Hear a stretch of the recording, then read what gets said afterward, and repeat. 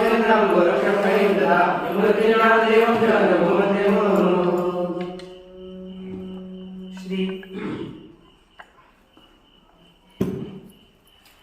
वरदराजाचार्य प्रणीत लघु सिद्धांत कौमुदी का हम लोग विचार कर रहे हैं।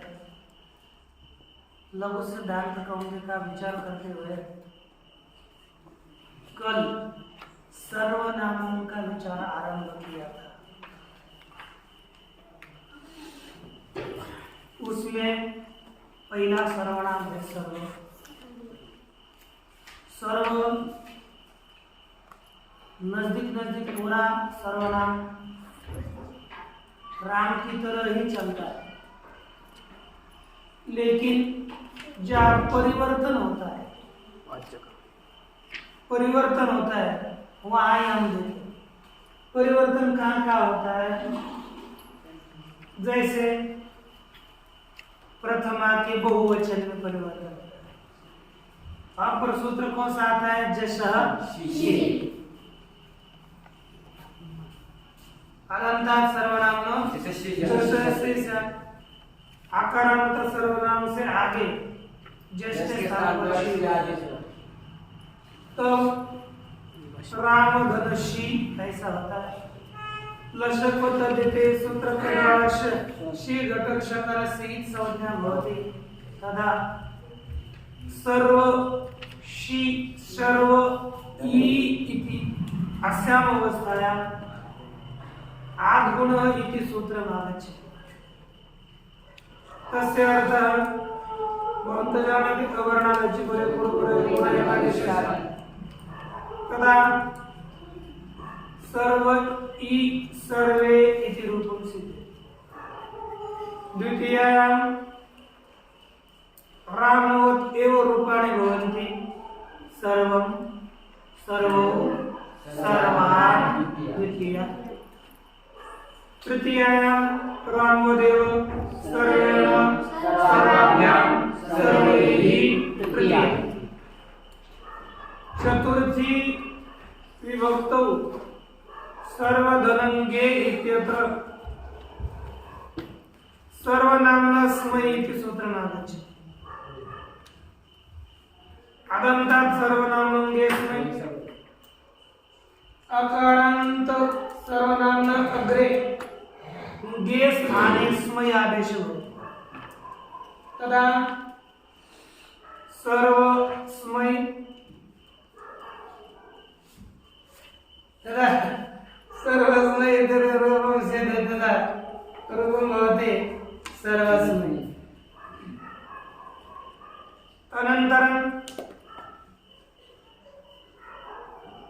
सर्वे सर्वाभ्यां सर्वेभ्यः इति चतुर्थी विभक्ति सम्पूर्णा भवति। एतावदेव वयं ह्यः विचारं कृतवन्तः। अद्य पंचम्याः विभक्तेः विचारं करिष्यामः। यथा पंचमी विभक्तेः एक वचन से प्रत्यय अस्ति ङसि। का प्रत्यय अस्ति? तदा सर्वधनंगसि इति जायते। किं भवति? सर्वधनंगसि। सर्वधनंगसि इति भवति। अस्याम् अवस्थायाम् इदानीम् एकं सूत्रम् आगच्छति। भवन्तः पृष्ठे वदन्तु गसिङ्ग्योः स्मात्स्मिनौ गसिङ्ग्योः स्मात्स्मिनौ गसिङ्ग्योः स्मात्स्मिनौ गसिङ्ग्योः स्मात्स्मिनौ गसिङ्ग्योः स्मात्स्मिनौ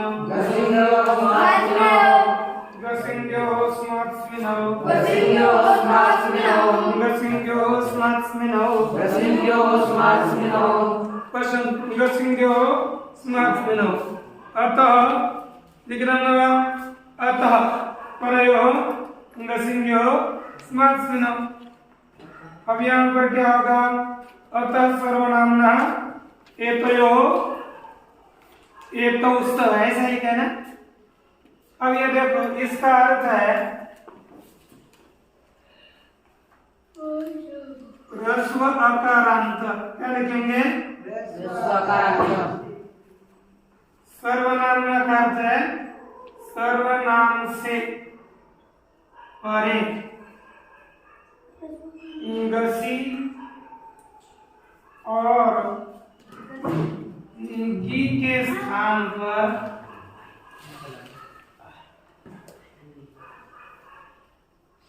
क्रमशः स्मार्ट और स्मेन आदेश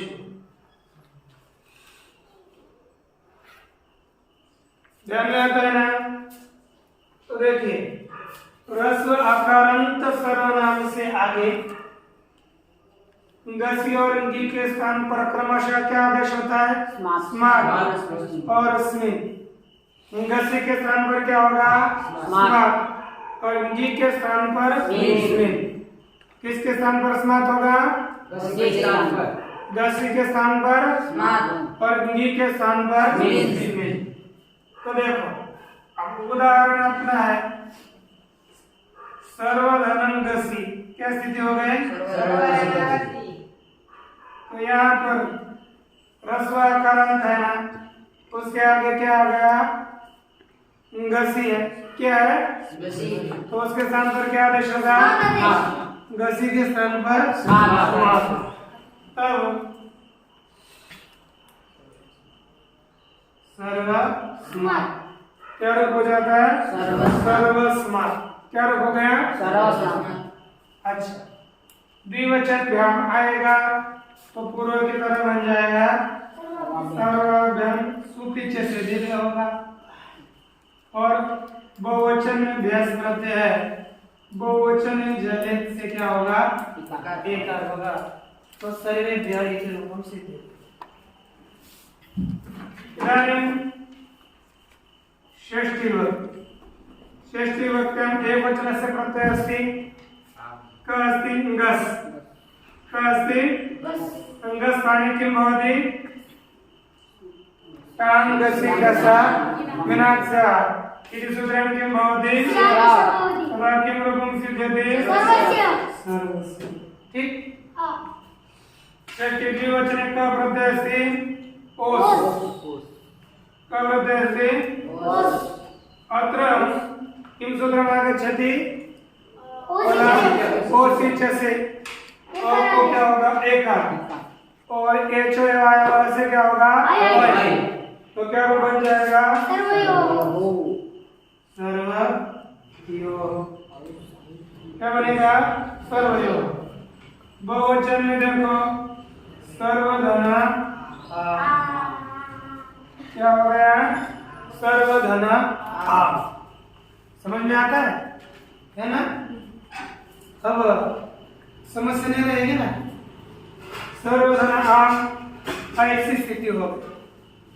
इस स्थिति में एक सूत्र आ रहा है, तो बोलिए आमी सर्वनामनः सोच, आमी सर्वनामनः सोच, आमी सर्वनामनः सोच, आमी सर्वनामनः सोच, आमी सर्वनामनः सोच, आमी सर्वनामनः सोच, आमी सर्वनामनः सोच, आमी सर्वनामनः सोच, आमी सर्वनामनः सोच, आमी सर्वनामनः सोच, आमी सर्वनामनः सोच, आमी सर्वनामनः सोच, आमी सर्वनामनः सोच, आमी सर्वनामनः सोच, आमी सर्वनामनः सोच, आमी सर्वनामनः सोच,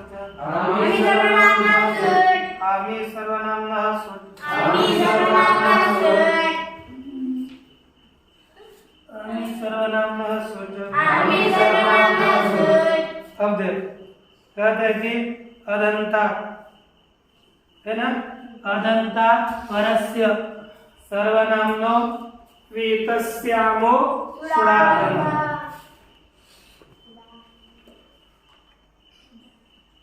बोलिए अदंतात् परस्य, अदंतात् परस्य, अदंतात् परस्य, अदंतात् परस्य, अवर्णात् परस्य, अवर्णात् परस्य, अवर्णान्तात् परस्य, सर्वनाम्नो वेतस्य, सर्वनाम्नो वेतस्य, सर्वनाम्नो वेतस्य, सर्वनाम्नो वेतस्य,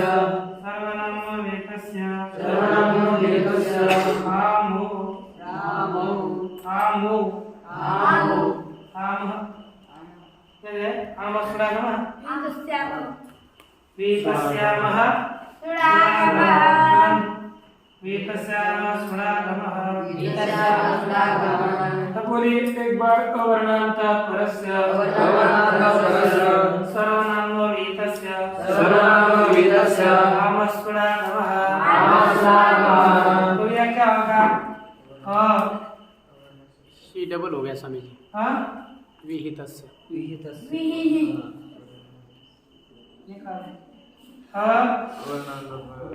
वर्णांत अवर्णांत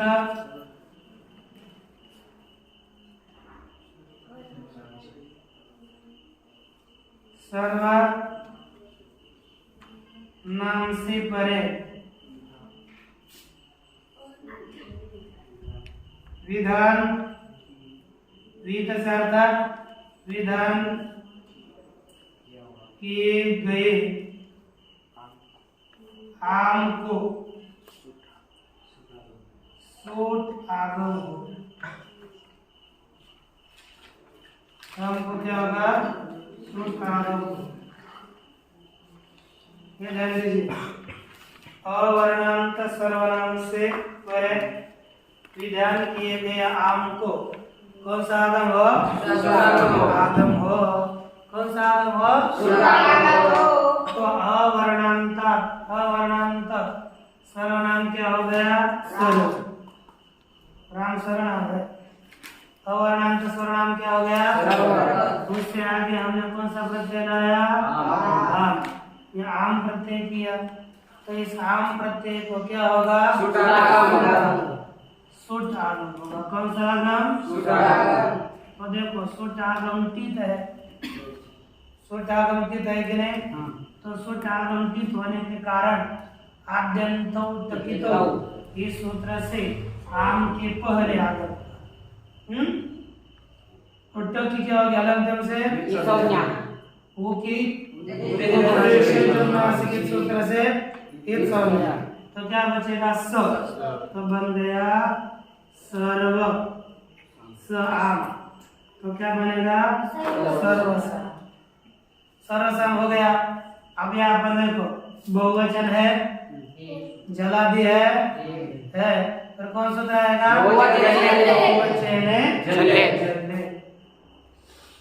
बहुवचने झल्ले। इस सूत्र से क्या होगा?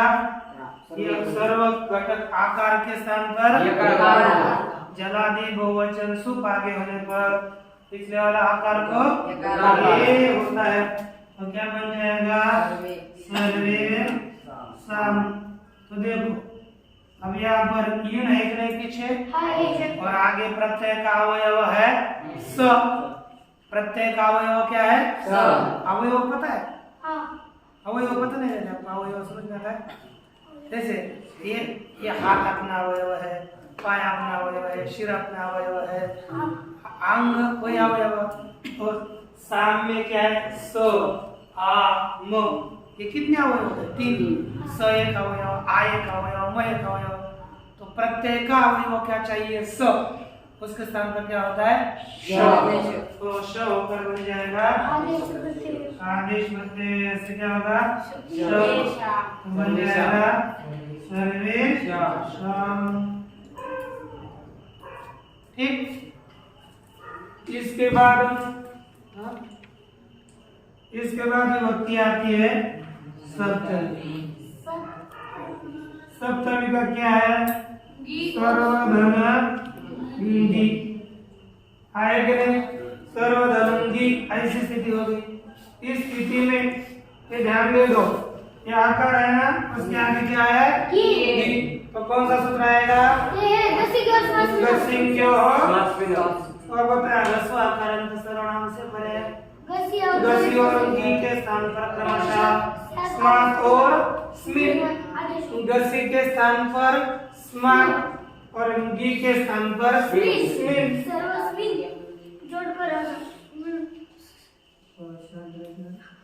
सर्वधन स्मिन जोड़ेंगे तो क्या बनेगा?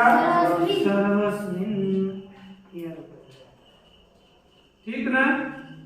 अच्छा सामने स उसका अंग है अवयव अवयव अंग होता ना अवयव अंग नाही होता अवयव अवयव असं म्हणले ना अंग अर्थ यहाँ पर अवयव बोले ना तू दूसरा अंग समझने वाला वो नहीं है आपने पहले अंग संज्ञा करी थी ना वो संज्ञा बोले ये अवयव बोले पार्ट पार्ट हाँ बोले है ना ये प्रत्यय का पार्ट है सब सर्व घटकाचे अंग संज्ञा होईल ना सर्व की अंग संज्ञा हो जाती है पूरी सर्व से पूरे से हो सकता है उसके आगे साम आया है ना हमको क्या चाहिए इन से परे इन से अर्थात इन प्रत्यार से आगे आदेश रूप सकार अथवा प्रत्यय का अवयव सकार चाहिए या प्रत्यय का अवयव सकार है इसलिए स के स्थान पर श हो गया प्रत्ययाचा अवयव म्हणजे त्याच्यातला एखादा भाग इधर क्या ये पेन है पेन का एक अवयव हो गया है ना क्या हो गया क्या हो गया हाँ है ना इधर देख रहे हो ना प्रत्यय का अवयव क्या है सकार मैं ये देख रहा था कुछ किया विकसित लेकर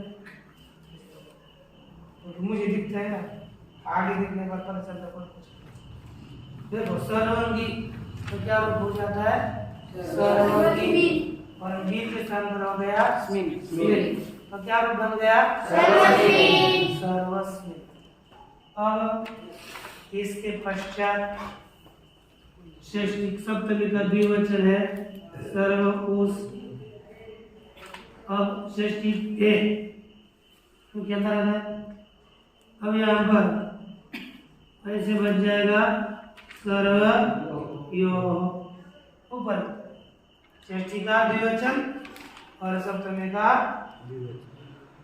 द्विवचन एक जैसा ही है सर्वय सर्वधन सर्वय यहाँ पर वो से जैसे क्या होगा ये होगा और ये जो है अय होकर सर्वय बन जाता है बहुवचन है सर्वधनसु एक नहीं यहाँ पर भी दो सूत्र लगेंगे अपना बहुवचन है जल्लेद और इसके पश्चात बहुवचन जल्लेद से एक होकर बनेगा सर्वेषु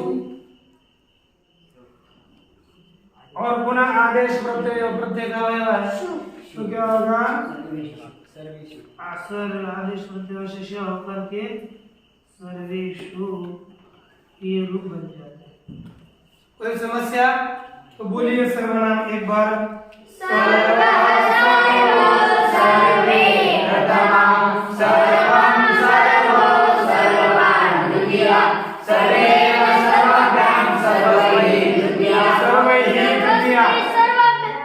सर्वस्मै सर्वाभ्यां सर्वेभ्यः चतुर्थी सर्वस्मात् सर्वाभ्यां सर्वेभ्यः पंचमी सर्वस्य सर्वयोः सर्वेषां षष्ठी सर्वस्मिन् सर्वयोः सर्वेषु सप्तमी संबोधन नहीं होता सर्वनाम के लिए बिल्कुल कोई संबोधन नहीं इसलिए बोलना नहीं इस तरह सर्व शब्द का हम लोगों ने विचार किया है अब सर्व के पश्चात दूसरा कौन सा है सर्व विश्व विश्व है विश्व क्या मतलब दूसरा है विश्व विश्व और सर्व में ये बिल्कुल भेद नहीं है एक जैसा रूप चलता है तो चला विश्व फिर विश्व विश्व विश्वे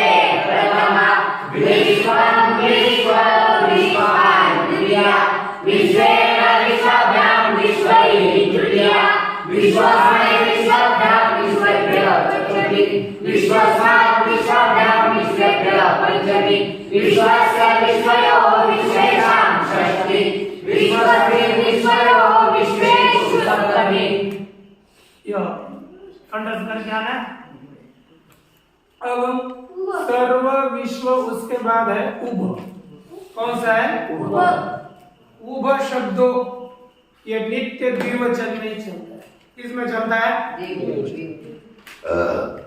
वो एक उभ का अर्थ है दोनों, है ना?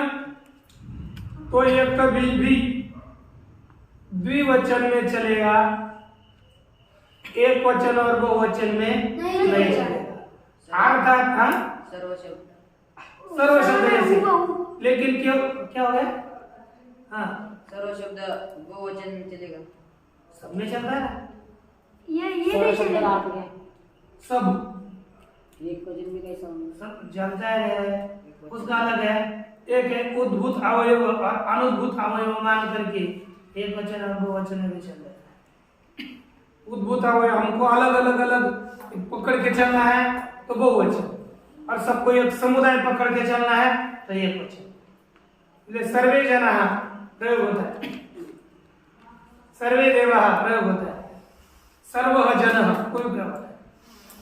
इसलिए प्रयोग के लिए पहले आपको सभी कंठस्थ कर लीजिए, मैं प्रयोग के लिए भाव भी बताता रहूंगा। अब देखो ये द्विवचन में केवल चले, केवल उभ शब्द केवल द्विवचन, उसका एक वचन नहीं होता है ना, एक वचन नहीं होता, ये ध्यान दिए, और बहुवचन नहीं होता। तो देखो द्विवचन क्या होगा? उभौ प्रथम, उभौ द्वितीय, उभाभ्याम तृतीय, उभाभ्याम चतुर्थी, उभाभ्याम पंचमी, उभयोः षष्ठी, उभयोः सप्तमी। यानी तीन यूनिट आपको ध्यान में रखने हैं। उभौ उभाभ्याम उभयोः, ये तीन रूप ध्यान में रहेंगे तो पूरे ध्यान में आ गए, है कि नहीं? अब इसके पश्चात सर्व विश्व उभ और आता है दतर उभय, सर्व विश्व उभय, उभय। जो उभय शब्द है ना वो द्विवचन में नहीं चलता। एक और बहुवचन। वहाँ लिखा है देखो, उभ शब्दो नित्यम द्विवचनान्तः, लिखा कि नहीं? एत्वश्यत्वे सर्वेषां किया सर्वस्मिन् शेषम रामवत् एवं विश्वादयो अपि अदन्तः। इसी तरह विश्व इत्यादि भी आकारांत शब्द चलते हैं। विश्व को हमने सर्व की तरह चलाया, अब उसके बाद आ गया उभ, तो नीचे लिखा उभ शब्दो नित्यम, उभ शब्दो नित्यम द्विवचनांत, वो बहुवचन में नहीं चलता, एक वचन में भी नहीं चलता। तो वहां पर उभव क्या, एक बार उभव लिखा, उसके आगे दो आंकड़ा लिखा होगा, हाँ, अर्थात उभव उभव दो रूप बनते प्रथमा द्वितीय के। उभाभ्याम लिखा है, उसके आगे तीन आंकड़ा दिया है। किसके पास पुस्तक है? किसके पास पुस्तक है? सारा पुस्तक आ रहा है, खरीद लेना मेरे पास है ना, मेरे पास ऊपर नहीं है दुकान। उभयो दोनों घर जाते समय पुस्तक लेते तब कर दो। तो इसके बाद फिर एक शंका होती है, उभ शब्द आपने दिया, लेकिन उभ शब्द सर्वनाम में लिखा है। किस में लिखा है? सर्वनाम में लिखा है। सर्वनाम में तो आपने लिख लिया, लेकिन सर्वनाम का जो कुछ बदल तो हुआ नहीं, उसको सर्वनाम में क्यों लिखा? सर्वनाम होता है तब 4-5 स्थान पर बदल होता है। उभ शब्दों में बिल्कुल बदल होने का प्रश्न ही नहीं आता, तो उभ शब्दों को सर्वनाम में क्यों रखा? सर्वनाम से कहने की क्या आवश्यकता है? तो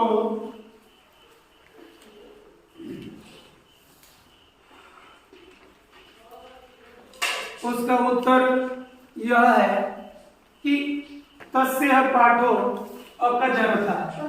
क्या लिखा है? बोलो तस्य पाठो अकजरथः, तस्य पाठो अकजरथः,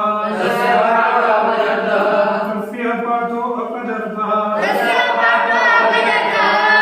तस्य पाठो अकजरथः।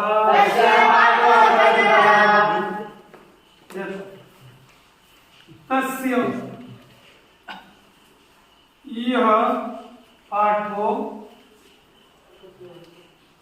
अकज अर्थ, ये लिखा है ना, उसका अर्थ उभ शब्द का,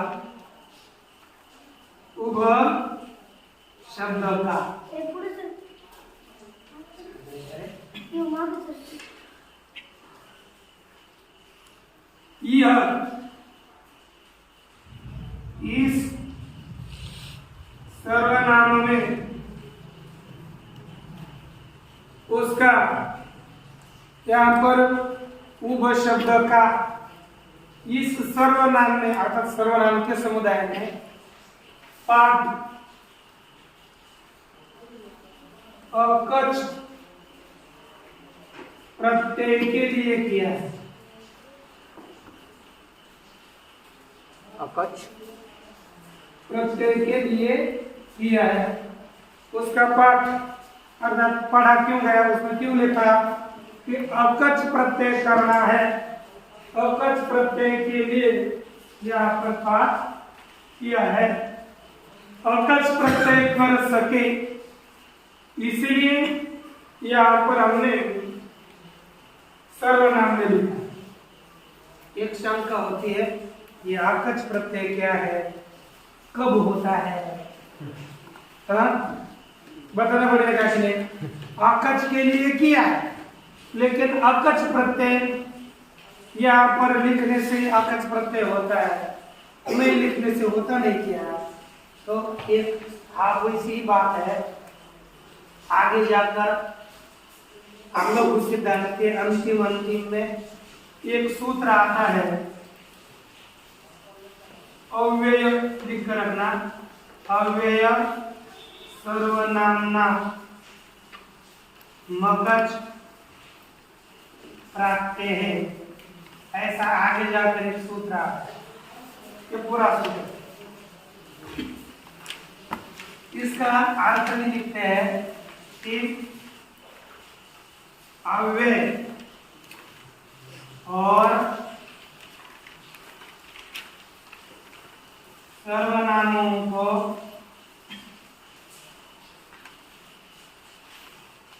टी से पहले अकच प्रत्यय। एक क्या सूत्र है, अव्यय क्या लिखा, अव्यय और सर्वनामों को टी से पहले अकच प्रत्यय होता है। किन्हें अकच प्रत्यय होता है, अव्यय और सर्वनामों को टी से पहले, किससे पहले, टी से पहले क्या होता है, अकच प्रत्यय। अब देखो अव्ययों को अकच होता है और सर्वनामों को अकच होता है, बाकी को अकच नहीं होता। ये तो उभ शब्द तो अव्यय नहीं है, उभ शब्द अव्यय नहीं है, इसलिए अकच नहीं होगा। यदि सर्वनाम में भी नहीं लिखेंगे तो भी अकच नहीं होगा। क्यों लिखा, सर्वनामों को और अव्ययों को क्या होता है, अकच प्रत्यय होता है। क्या होता है बोलिए, किसे किसे अकच प्रत्यय होता है, किसे किसे अकच प्रत्यय होता है, अव्यय और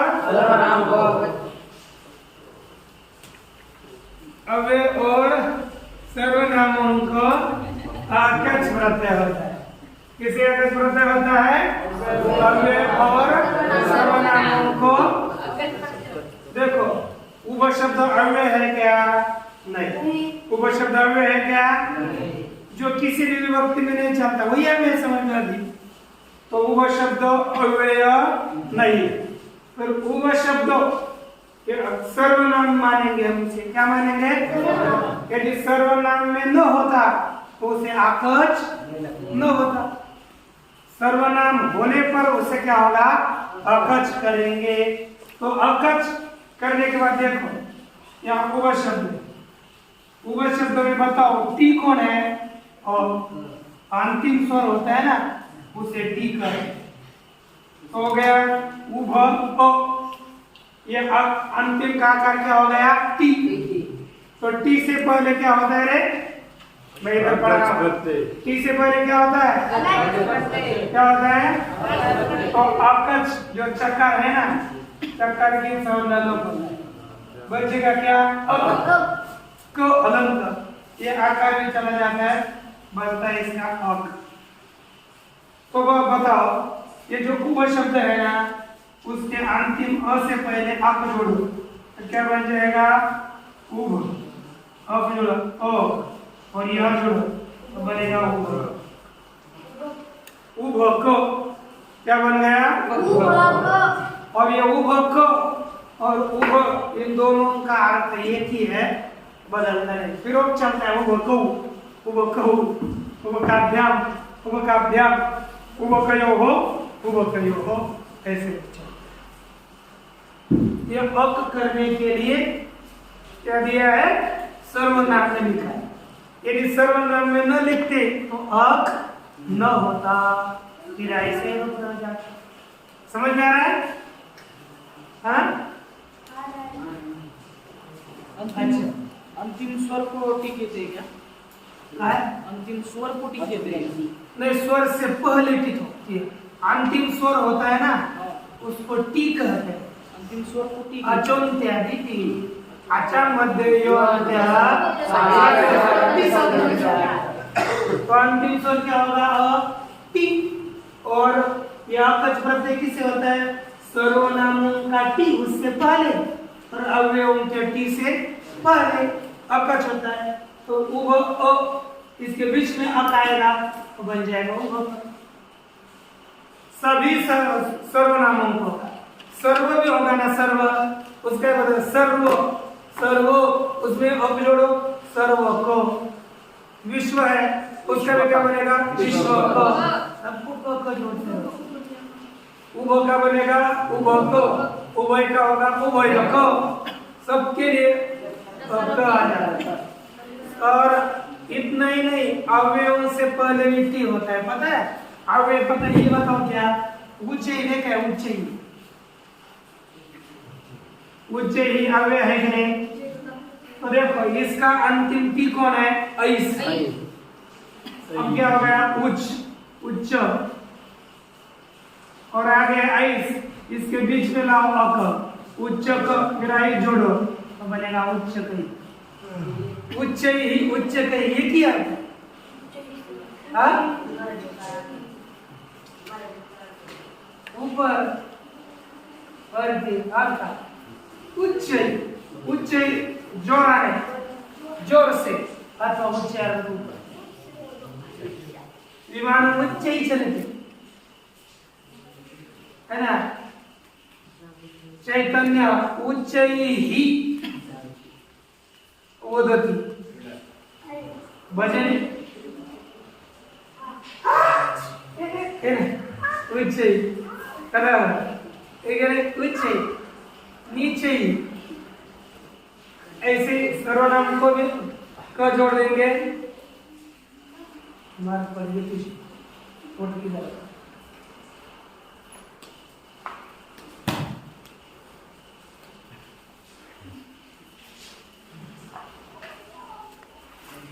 अब उच्चैः, उच्चतैः इत्यादि रूप हो जाते।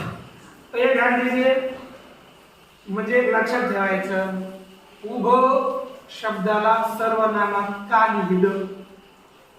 जर त्याच्यात काही बदलच होत नाही, सर्वनामाचं काहीच काम होत नाही, तर उभ शब्दाला सर्वनामामध्ये का लिहिलं गेलं?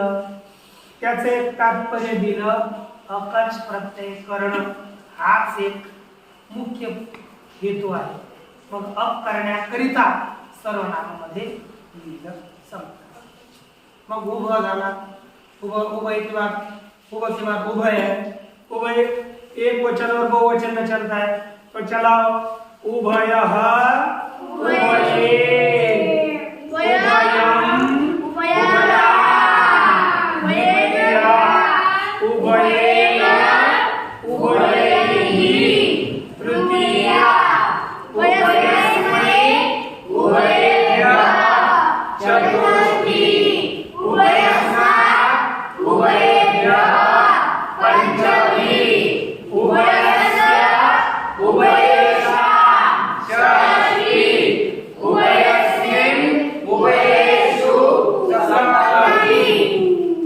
मेहनत करके आना है अच्छी तरह से, ठीक है।